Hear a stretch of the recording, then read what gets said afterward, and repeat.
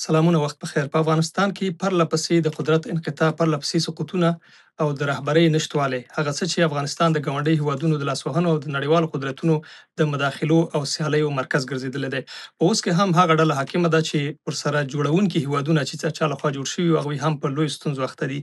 افغانستان کې د بشر حقونو اوسنی وضعیت د جمهوریت پالو یا د تیر حکومت د چارواکو ویشلي او پاشلي نظریات د نظر نه وحدت او دغه ډول په افغانستان کې د موجوده ستونزو ته داخلي یا ملي لارې پیدا کول هغه څه دي چې له ټولو یې لاره ورکه ده. د همدې موضوعاتو د بحث لپاره سره د جمهوري ریاست د چارو ادارې پخوانی رئیس ښاغلی ډاکټر فضلي میلمه دی او بحث په دې موضوعاتو کوو. ډاکټر صاحب، ډېره زیاته مننه چې زموږ بلنه منلې ده. موضوعات بېلابېل دي. شروع به په دې کړو چې افغانستان په اوس حالات کې په کومه خوا روان دی؟ مننه شیوال صاحب، ستړي مشئ. اوسنی وضعیت په بشپړه توګه د ابهام وضعیت دی.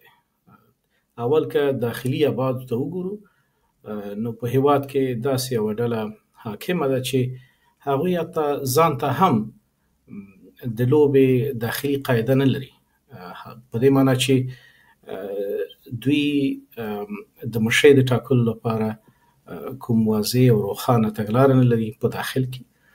ولس سره خو د دوی راشه درشه په بشپړه توګه قطع ده. ولس سره د دوی اړیکه د چارو په مسایلو کې د ولس سره مشورې او د هغوی نظر اخیستنې ته نشته. بل اړخ د دوی اړیکې د نړیوالو غیر دولتي سازمانونو سره دی، چې هغه هم نه یوازې دا چې افغانانو ته په بشپړه توګه د اندېښنې وړ ده، بلکې د سیمې هیوادونو ته او نړیوالو ته هم د اندېښنې وړ ده. که حافظه ټولو هیوادوالو سره مرسته کړې وي، تاسو ګورئ چې په 2001 کال سپتمبر میاشت کې د دوی د همدغه اړیکو له امله چې نړیوالو غیر دولتي ډلو او افرادو سره درلوده، د دې سبب شو چې افغانستان باندې یو بل زبرځواک د خپلو ملګرو په واسطه یرغل وکړي او دلته داسې یوه 20 کلنه دوره پیل شي چې په هر کال کې د ابهام څخه ډک و. نو اوسنی وضعیت د ابهام وضعیت دی او زه به یې په همدې سره رالنډه کړم. مننه ډاکټر صاحب. تاسې د 2001 کال اشاره وکړه. که نړیوال غوښتل یا زبرځواکونو په هیواد کې دننه سیاسون چې د بن په کنفرانس کې ناست وو، هغه که د احزابو په سطحه او یا تکنوکراتانو، ولې دوی هلته خپل غږ نه جګاوه؟ د دغې نسخې د عملي کېدو لپاره فکر نه کوو چې خپله داخلي رهبران هم شریک وو د دې نننۍ ورځې؟ زه د داخلي ابعادو د ستونزو نه هیڅکله سترګې نه پټوم. زه فکر کوم چې موږ ټول افغانان یو، که په هیواد کې هر څه پیښیږي، ښه والی، ستونزې او مسؤلیت بیرته موږ ته متوجه کیږي. ستونزه د بن په کنفرانس کې دا وه چې هلته د دې کنفرانس بسپنه ورکوونکو، د اجنډا جوړونکي او حتی د غونډې د برخوالو ترکیب هم د نړیوال لخوا نه چې په راس کې د امریکې متحده ایالاتو جوړ شوی و. اساس د حذف، یعنی تاسو اشاره د بن کنفرانس کې په قومي یا سهمونو باندې د قدرت ویشلو چې داسې یو نظام جوړ شو چې په هغه کې د قومونو په او د جهادي ډلو په ویش باندې و اساس. البته حتی یوازې هغه هم نو. مثلا که د قومونو موضوع واخلو، نو ولی باید یو بل هیواد راشي دغسې یو هیواد دپاره چې 10 کاله کورنۍ جګړې لیدلی و راشي، هغوی تصمیم ونیسي چې کوم قوم باید څومره ونډه ولري؟ دا خو د ولس کار دی چې ولس باید تصمیم ونیسي چې د دوی استازي څوک. او که راځو جهادي ډلو ته، خو هماغه وخت کې د حزب اسلامي حکمتیار ډله حذف شوه، د بن کنفرانس کې برخه نه درلوده. نو ولس ډلې او حتی د هماغه وخت پرځېدلی نظام چې سره دی چې غیر مشروع نظام و، سره دی چې د خلکو د خوښو نظام نه و، بلکې په افغانستان کې بیا هم یو وړه ډله وه چې طرفداران درلوده. هغه د طالبانو د هغه وخت غورځنګ و چې د ملا عمر تر مشرۍ لاندې و، هغوی حذف شول. نو اساس کوک ایښودل شو او دغه کوک اساس بالاخره د دې کوږ دیوال نړېدل حتمي وو. اوسني حالت ته که راشو بیا هم په کوم لوري روان یو د سویلي اسیا لپاره نوې سیالۍ هم د اقتصادي لحاظ هم د سیاسي لحاظ په ځانګړي ډول د چینایانو او امریکایانو ترمنځ رقابتونو کې فکر نه کوي افغانستان هغه لوري ته روان دی چې د دې حاکمې ډلې له واک او قدرت بیرته مدیریت کولو له لاسه هم وځي او ولس هم په ستونزو کې مخ کېدلی شي. ګورئ څو برخې دي، ځکه ستاسو پوښتنه تقریبا 4 برخې درلودې. اوله برخه هغه مسایل دي چې مونږ پورې اړه لري، خو د بدلون دپاره مونږ ډېر امکانات نه لرو. مثلا د لویو ځواکونو رقابت د جهت د بدلون په اړخ کې افغانان نشي کولی دومره رول ولوبوي. یا دا چې د تیرو 80 کالو د لیبرالې نړیوالې دودیزې مسلې په هکله باندې مونږ نشو کولی چې اوس هغه بدلیږي او مونږ چې بل نوي نړیوال نظم ته ځو تر هغې پورې چې دغه انتقالي پروسه تیرو، دا به څه پیښیږي، په کومو هیوادونو کې به جګړې کېږي، کومو هیوادونو کې به دولتونه بدلیږي او په کومو هیوادونو کې به نقشې بدلیږي، په هغې باندې مونږ نه پوهیږو.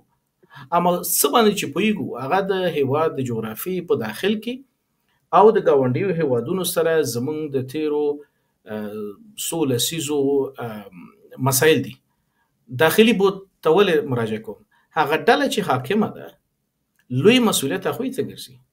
هره بدبختي چې پس له دې نه پیښیږي مسؤلیت د دوی په غاړه دی، ځکه دوی دي چې اوس ادعا کوي چې د افغانستان 100% خاوره د دوی په لاس کې ده. دوی دي چې ادعا کوي چې د په الهي نصرت سره دوی دا هیواد نیولی دی. دوی دي چې وایي چې اوس په د ډیپلوماسۍ په فضا کې د نړیوالو سره اړیکې تنظیم کړي دي.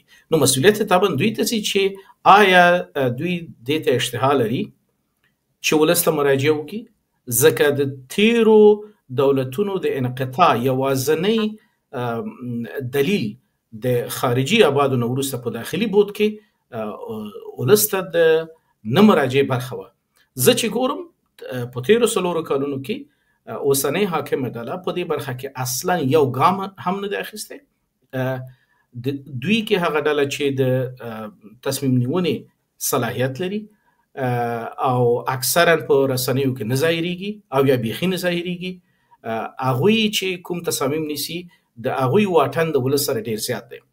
یو محدوده حلقه چې هغه هم اکثره په کابل او ولایتو کې میشته دي، د نورو د جمهوریت د دورې د ځوانانو د ادبیاتو تر اغیز لاندې دوی هم کله کله د وطن پالنې او یا ملي پالۍ شعارونه ورکوي. خو متاسفانه دا هغه حلقه ده چې نه د طالب د تصمیم نیونې د حلقې سره اړیکې لري او نه په تصامیمو کې څه رول لري.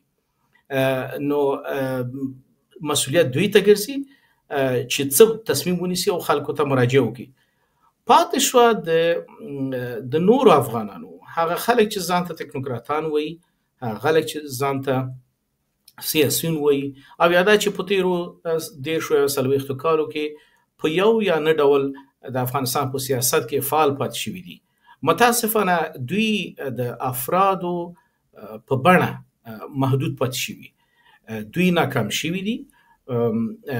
دوی یا لاړل د انجیوګانو تجاران شول او یا په قدرت کې یوازې د څوکۍ دپاره یو بل سره د سهامي شرکتونو په جوړولو بوخت ول. دوی هیڅکله د یو سیاسي برنامې یا سیاسي ملي سیاسي پروسې د جوړولو لپاره حتی یو ګام هم کې نه خوده، حتی دوی تهداب هم کې نه خوده. چې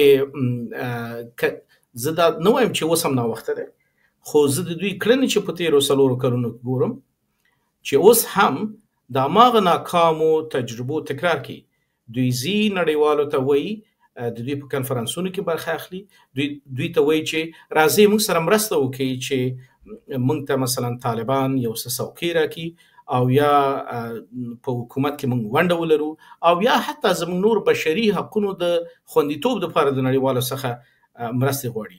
آیا همدغه نړیوال نه و چې پرته له دې نه چې تا نه پوښتنه وکړي طالب ته هیواد وسپاري؟ نو دوی پراګنده دي. اما بیا هم سره وخت دی که چیرې غواړي دوی د تیرو ترخو تجربو څخه یو زده کړه وکړي، هغه په هیواد کې د ملي سیاسي پروسې پیلامه. جمهوریت کې تاسو ولسمشر غني ته تر ټولو نږدې کس وئ، له دریو که حساب کو یو پکې تاسو وئ. نو که ویشلې وي او یا دا چې د راتلونکي لپاره تصمیم نیول کېږي نه او یا په دې باندې فکر نشته. د ولسمشر غني سره اړیکه لرئ په تیرو 4 کلونو کې ولسمشر ولې په دغه حالات کې اوس هم هغه خپلې علمي او یا اکاډمیکي برنامې تشریح کوي خو د حالت د بدلون لپاره څه کار کوي، څه فکر شته دي ته که نه؟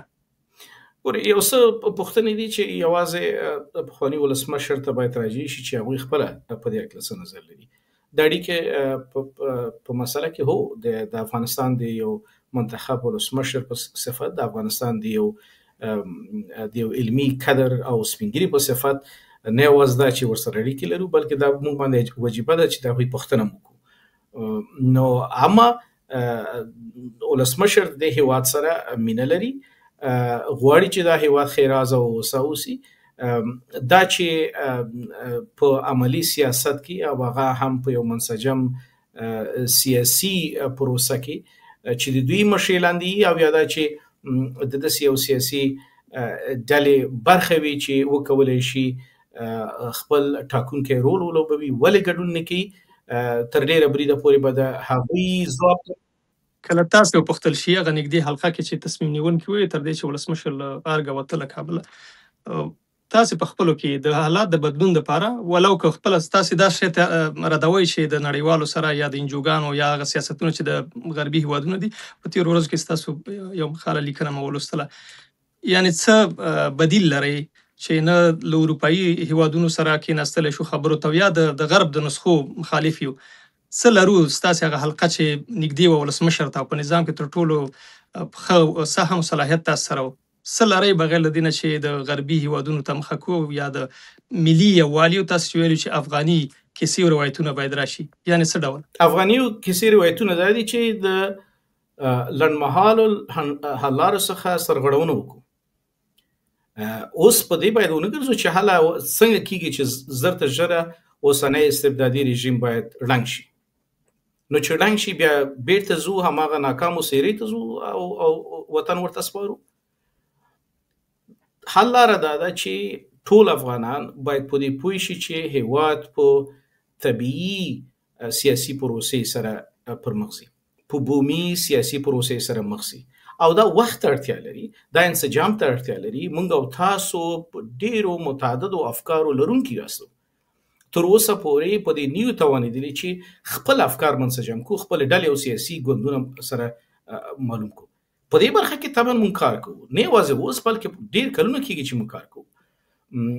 زمونږ د فکر ملګري واضح دي او د فکر ملګري په دې باور لري چې دا هیواد په بومي سیاسي حرکت سره پرمختللی شي، په طبیعي ډول سره، په عجولانه او چټکو بدلونو سره نه جوړیږي، د بهرنیو په مداخلو سره نه جوړیږي. د دې مسلې د یادولو ترڅنګ باید دا هم ووایو چې په دې هم نه جوړیږي چې تمرکز په بشپړه توګه 100% په دې وکړو چې د افرادو په بدنامولو، په افرادو باندې د حملو کولو، په افرادو باندې د دې تور چې ګواکې دغه کس یا دغه ډله وطن پرست او دا نه دی، د دې حق او انحصار په دې وطن کې هیڅوک نه لري. آخري خبره دا ده چې هر څوک دلته سیاست کوي، یوازې طالب نه بلکې دا نور د جمهوریت د وخت، تاسو د دوی ادبیات وګورئ، د جمهوریت د ځینو چارواکو ادبیات وګورئ، وایي چې فلاني ډله نور حق نه لري چې وطن ته راشي، او یا وایي چې فلاني کس نور حق نه لري چې د هیواد په برخه کې حتی یوه خبره وکړي. دا خپله د څه شي څرګندوی دی؟ دا د دیکتاتورۍ او د حذف ادبیات دي چې موږ او تاسې طالب پې توره نه وو، خو موږ په غرب کې او یا په نورو هیوادونو کې ناست وو، عین خبره د طالب موږ تکرارو. دلته په دې هیواد کې که څوک مجرم دی، که څوک قاتل دی او که څوک تکنوکرات دی او یا علمي شخص دی یا سیاسي شخص دی، ټول د هیواد بچیان دي، هم دلته باید برخه ولري، په همدې د هیواد په راتلونکي کې برخه ولري. دا چې بیا راتلونکي کې د دوی په اړه باندې څه محاسبه کېږي، هغه یوازې د داسې یو کمیسیون یا ډلې چې د حقیقت موندنې ډله او هغه د ټولو افغانانو د اعتبار وړ ډلې، هغوی باید پیدا کړي چې څوک په دې هیواد کې د سیاست حق لري که نه لري. اما هیواد د ټولو افغانانو دی، ټول باید پکې ګډون ولري. ډاکټر صاحب، تاسو چې کومه طرحه وایي یا هغه څه چې لرئ په نظر کې، فکر نه کوئ ډېر وخت نیسي ملت هر وخت قرباني دی، دومره به حوصله ولري؟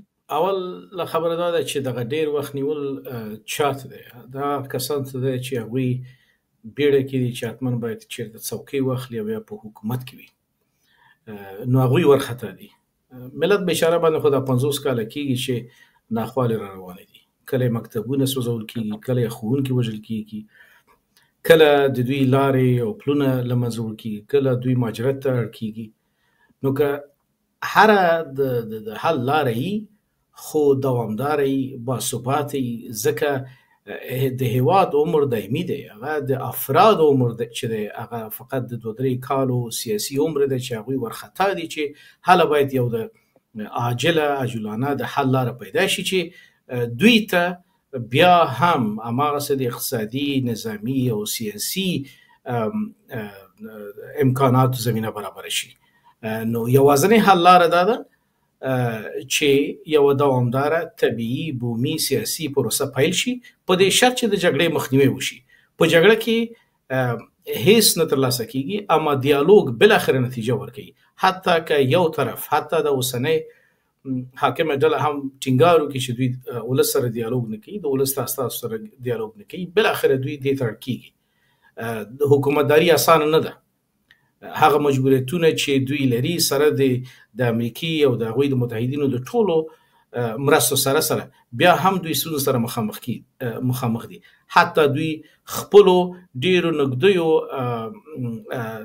پلویانو ته هم قناعت نشي ورکولی ځینې پلویان د هیواد نه تښتي په نورو هیوادونو کې تبعید کې دي ځینې په داخل کې نیول کېږي بندیان دي تر اوسه پورې 1 کال بند تیروي نو دا داسې اسانه پروسه نه ده او دوی هیڅ کله حتی په دغه شدید دیکتاتوري کې هم دې ته دوام نشي ورکولی دیکتاتوري ماتېدونکې ده یوازینۍ تداوم هغه د ولس ونډه ده دغه حالات په ځوانانو فکر نه کوي هیواد کې هغه څه چې خلک ګوري عملاً خو وایي چې که طالب په خپلو کې مشکل لري یا د سیاسونو سره نه ځي طالب سره ګاونډي هیوادونه لګیا دي تعامل روان دی خپله د خلکو ته قناعت کوي په وروستیو کې د جمهوریت ډېر ځوانان موږ ولي د رسنیو ځوانان چې د طالبانو سره بیرته همغږي شوي دي بیا د دوی ملاتړ کوي ګورئ اول که تکیه یوازې بهرنیو هیوادونو سره په تعامل وشي نو زموږ ډېر پخواني دولتونه چې ډېر قوي قدرت درلوده د ډېرو هیوادونو سره حتی د 80 او 90 هیوادونو سره سفارتي اړیکې درلودې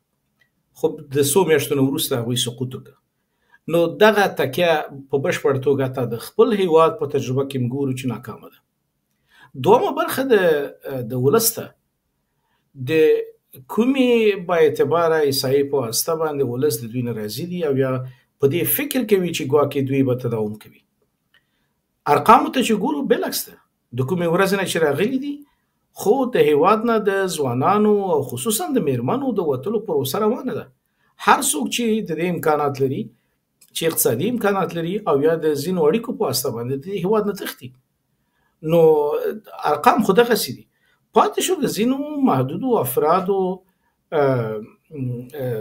خواخوږی د اوسني حاکمیت سره هغه ډېر دلایل لري هغه شخصي دلایل لري هغوی اقتصادي دلایل لري هغوی ځینې نورې مجبورۍ لري کېدای شي د هغوی په سیمه ییزې مجبورۍ ولري خو هغه ډېر محدود افراد دي او دا چې هره ورځ خپله دوی ادعا کوي چې د ورځې 15,000 پاسپورټونه دوی صادروي نو افغانان خو غریب خلک دي هغوی خو د سیاحت او چکر دپاره چېرته نیسي دا پاسپورټونه چې د ورځې 15,000 ورکول کېږي او د میاشتې 1.5 لک پاسپورټونه کېږي د کال څه د پاسه 1 میلیون پاسپورټونه کېږي د دې ډېره برخه د هیواد نه تېښته کوي تېرې ورځې راپور 7,000 افغانان یوازې له پاکستانه کډوال په زور ویستل شوي دي یا اختیاري یا جبري همدا ډول له ایرانه په کور دننه ستونزې فکر کوئ اوسنی حکومت چې د طالبانو هلته دی دغه حالات کنټرولول دا د دوی په واک کې دي له وړاندې فقر بیکاري د سرپناه نشتوالی او بشري ناورین فکر کوئ د هیواد راتلونکي سیاسي ثبات او دغه ډول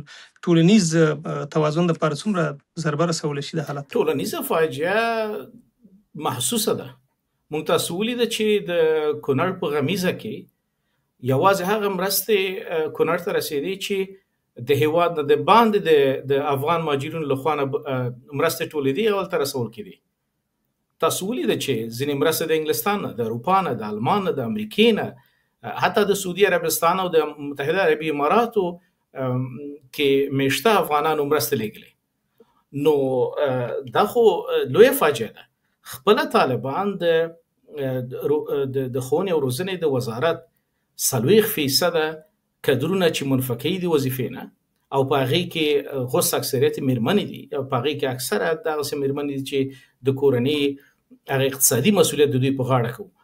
نو هغوی چې منفکې مهاجرین خو لا پرېږده، همدغه 80,000 کسان ښوونکي چې منفکېږي، دا د 80,000 کورنۍ فاجعه ده. سیمه ییز او نړیوال بدلونونه او د نړیوال نظم بدلون په سیمه کې خصوصا په جنوبي اسیا کې د چین او پاکستان رقابتونه افغان سیاسونو ته څه کول پکار دي؟ طالبان خو هم خپله لار روانه کړې، کله وایي چې د چین سره اړیکې لرو، کله د روسیې سره. د هغو چارواکو چې په تیر نظام کې مسؤلیت درلوده او په اوسني حالات کې که طالب هلته حاکم دی، تاسو وویل چې دا د هغوی مسؤلیت جوړیږي. افغانستان ته څه کول پکار دي، په کومه خوا روان یو په دغه نړیوال نظم بدلون کې؟ مو اول نړیوالو سره د اړیکو مسؤلیت دا چې ښه ډول اړیکې لري، بد ډول یا په توازن کې ناست دي، دا د هغه چا مسؤلیت دی چې په ارګ کې ناست دي. زه په انفرادي ډول او د سیاسي ګوندونو په صفت د بهرنیو هیوادونو سره د خپل هیواد د سیاسي او نظامی او اقتصادي مسایلو په حق باندې هر ډول بحث غیر مشروع کړ. ځکه هماغسې چې موږ وایو چې طالب مشروعیت نه لري، موږ هم د کوم مشروعیت په اساس باندې حق لرو چې لاړ شو کینو د یو پردي هیواد سره، د یو پردي هیواد په پارلمان کې د خپل هیواد د سیاسي وضعیت په حق باندې بحث وکړو.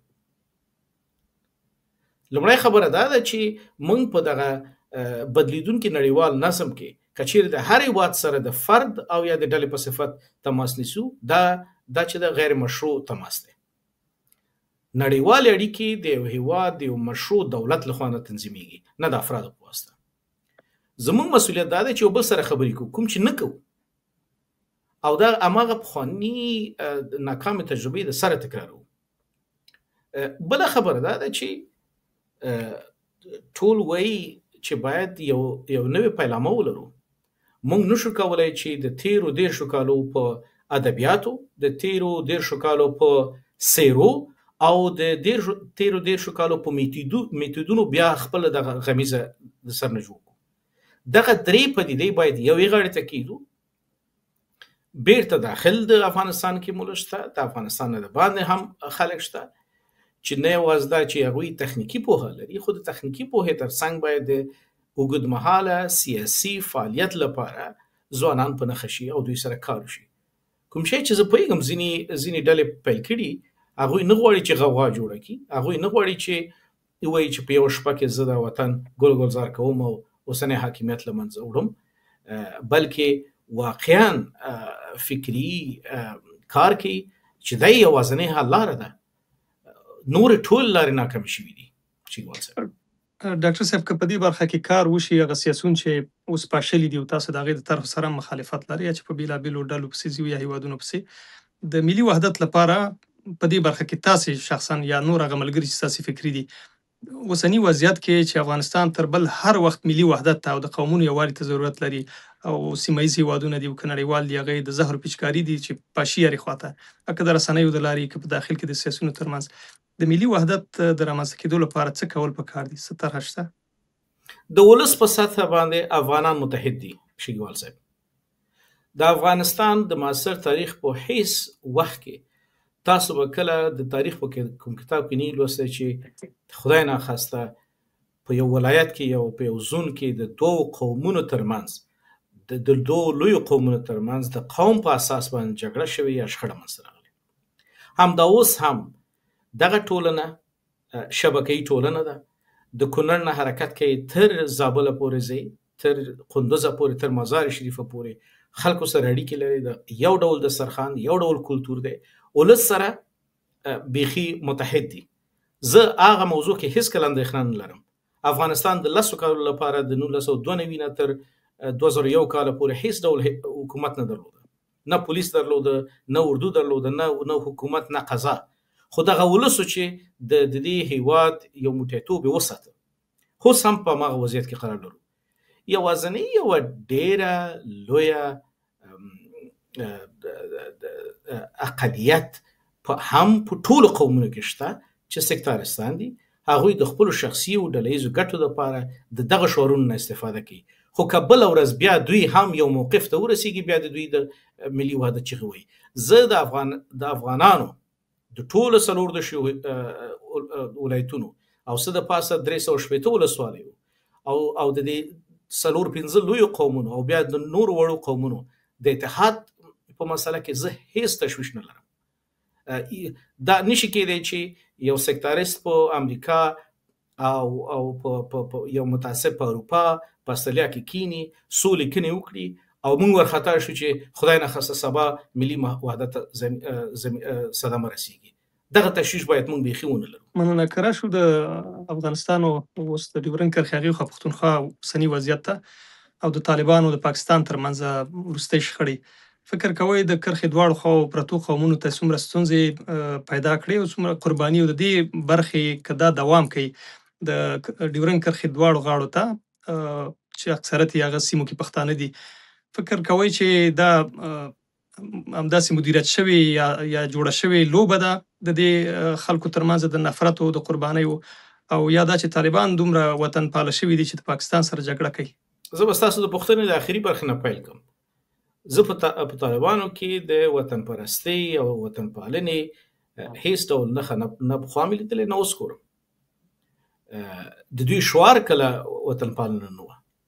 د دوی د اولې حلقې د مشرانو ویناوې واوري وطن پرستۍ مردوده ګڼي او همدا اوس هم په دې اوسنۍ شخړه کې جناب شیګوال صاحب، آیا تاسو د دوی د مشرتابه د لومړنیو 4-5 کسانو ویناوې چیرته په تلویزیون او رادیو کې اورېدلي چې دوی وایي چې دلته موږ ملیګرایي ته اړتیا لرو، وطن پرستۍ ته اړتیا لرو او په همدې اساس باید موږ د پاکستان په وړاندې ودرېږو؟ آیا تاسو دغسې کوم وینا اورېدلې؟ خو یو څو محدود په کابل کې میشت د طالبانو خواخوږي او یا د هغوی د دویمې کټګورۍ ځوانان دي چې هغوی هم د جمهوریت د دورې د ادبیاتو تر اغېز لاندې راغلي او د وطن پرستۍ پیغامونه ورکوي. دا یو اړخ. دویم اړخ دا دی چې هغه څه چې په 1980 او 1980 او 1990 کې په افغانستان او د پښتونخوا کې پیښ شول، که هغه قراینو ته وګورو نو واضح پوهیږو چې اصلي ستونزه یا اصلي د جګړې اصلي برخه چې د طالب او د پاکستان ترمنځ ښودل کیږي دا اصلي دلیل نه دی. اصلي دلیل د هغو ځواکونو دی چې غواړي دغه سیمه بې ثباته وساتي، پښتونخوا بې ثباته وساتي، بره پښتونخوا بې ثباته وساتي، تر څو لوی ځواکونه چې سپینې وایم که امریکا غواړي د چین د زبرځواکۍ د سرعت مخنیوی وکړي، دغه سیمه باید بې ثباته وي. او په دې کې د پاکستان د پوځ رول نشو کولی چې همداسې بابیزه وګڼو. دوی په تاریخ کې څو کړي چې یعنې ورکړل شوې پروژه ده. فکر کوئ بیا له غرب لخوا پاکستاني فوج ته ورکړل شوې پروژه ده؟ اصلا په دې کې باید شک ونه ګڼو. د امریکې ولسمشر یوازې په 2-3 هفتو کې د نړۍ د ټولو مشرانو بد وایي، خو د پاکستان د لوی درستیز ستاینه کوي او دغه روابط ګوري او خپل د امریکای ولسمشر وایي په خپل خبرو کې وایي زه خبر یم چې د افغانستان او پاکستان ترمنځ ستونزه پیښ شوې او جګړه روانه ده، که وغواړم نو کولی شم چې دا حل کړم. یعنی دا معنی چې نه غواړم، یعنی دا معنی چې دغه یو هدف لپاره حتی د اوربند لپاره غږ نه کوي، حتی د جګړې د بندېدو لپاره غږ نه کوي. او دغه حالات د پی ټی ایم هغه شته قربانۍ چې دوی خلکو ورکړي دي، هغه که د ځوان کدرونو وژل کېدلو او همدا ډول د اوسني مشر منظور پښتون تاسې وضعیت ګورئ، ځینې عکسونه یې راووتل، د ده کړې مبارزه او د پی ټی ایم یا د پښتون تحفظ هغه حرکت چې د پیل کړی و، په همدا ډول په بلوچستان کې د مهرنګ بلوچ حرکت، په دې باندې څومره سوری غوړولی شي او یا دغه خلک له صحنې ویستل کېدلی شي؟ پروسه ځنډولی شي خو دایه له منځه نشي وړی. دا هماغه دایه ده چې آی پي فقیر کلونه وړاندې پیل کړی و. نو آی پي فقیر خو بیا شهادت ته ورسېده که نه، د هغه ټوله ډله له منځه ویوړه شوه، خو دایه خو له منځه لاړه نه که نه. دایه خو تر اوسه پورې موږ او تاسو چې پرې خبرې کوو شته، هم د کرښې دې خوا نه هم د کرښې هغې خوا نه شته. نو په دې هکله هم تشویش نه ده. قربانۍ به لرو، دې کې شک نشته، پروسه به ځنډېږي، دې کې شک نشته. زمونږ ډیر شمیر وطنداران به په دواړو غاړو کې د ځینو کړیو له خوا نه به تطمیع شي او د هغوی څخه به استفاده وشي چې د پاکستان د پوځ هغه وحشانیه پالیسیو ته به دوی کار کوي. دې کې شک نشته. د پاکستان ټول استازي چې د افغانستان لپاره ګمارل کیږي عمدن د هغوی د هیئت په ترکیب کې یا د هیئت په مشرۍ کې هغوی پښتانه ټاکي. که نصر الله بابر و، که دا انصاري دی، که نور درانه اوس صادق خان دي، د ټول عمدن پښتانه ټاکل کیږي. که پخوانی مومند و، رستم شاه مومند و، دوی ټول په همدې شکل باندې په ډیزاین شوي دي چې خلکو ته وښیي چې ګواکې ګوري د پاکستان دایه هغه د انګریز لخوا نه جوړ شوی او د محمد علي جناح لخوا تمثیل شوی دایه چې ده، حتی په دې دایه کې پښتانه هم شامل دي. خو واقعیت داسې نه ده. دلته هغه ارمان یا هیله چې ده چې د پی ټی ایم هم ده او همداسې د نورو قومپالو د لوی افغانستان هغه خوب چې دی، که چېرته نړیوال په دې برخه کې راځي او د پاکستان تجزیې خبر راځي، نو د دې احتمال به کم وي چې بیا د لوی افغانستان وي. نو کېدای شي بلوچستان هر خواته لکه تاسو چې ویلي چې که لوی هیوادونه واړه کېږي او نوي کوچني هیوادونه به جوړېږي، د دې احتمال بیا شته چې پاکستان، بلوچستان او دې خواته پښتونستان په نوم هیواد جوړ شي.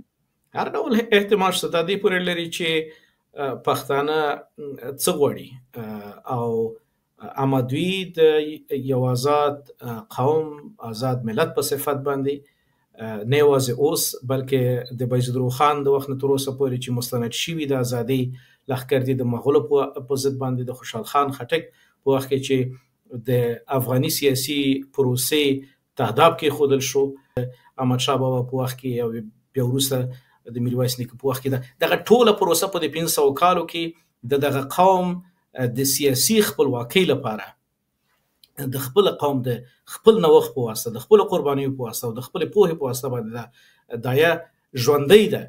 اما جغرافي به چې بدلون مومي، دا د دې بدلون بیا نور فکټورونو پورې اړه لري چې نور زبرځواکونو چې مونږ په فزیکي توګه زور نه لرو هغوی څه غواړي، تر کومه ځایه پورې چې مونږ افغانانو پورې اړه لري، ځکه د افغانانو سیاسي ادرس په نړۍ کې کابل دی او دې پورې اړه لري. هغه دا دی چې هر دولت چې په افغانستان کې منځته راځي چې د ولس د آراو په واسطه او د مستقیم استازولۍ په واسطه منځته راغلی وي، د هغوی دریځ به همدغه وي چې موږ د ډیورنډ کرښه په رسمیت نه پیژنو او کومې سیمې چې دي هغه ټول د افغانستان په قواله کې دی او دغه قواله هیڅ افغان دولت د بل چا سره نشي منلی. زور لري، په زور یې اخیستی، دا د هغوی کار دی، اما دغه دایه به هیڅکله له منځه نه ځي. وروستی لیدنه یا تماس مو له ولسمشر غني سره څومره وخت مخکې شوی دی؟ نږدې وخت کې؟ پر اوسه کال فزیکي لیدلو که تماس؟ د حالات په اړه فکر څه دی اوس؟ د حالات ته ځورېږي چې روان دی په وطن؟ طبعا د هر افغان په شکل ځورېږي او د هغوی ځورېدل یوازې د فرد په صفت نه دی بلکې د یو هېواد د 2 ځلې منتخب ولسمشر په صفت دی. ډېره زیاته مننه ډاکټر صاحب ستاسې د وخت او حوصلې نه چې زموږ پوښتنې مو جواب کړي. ډېره زیاته مننه. کوره وده ډېره مننه صاحب. درنو لیدونکو هېوادوالو، د نن ورځې خپرونه همدومره وه. ستاسې له ملتیا ډېره مننه کوو. تر بیا د خدای په امان.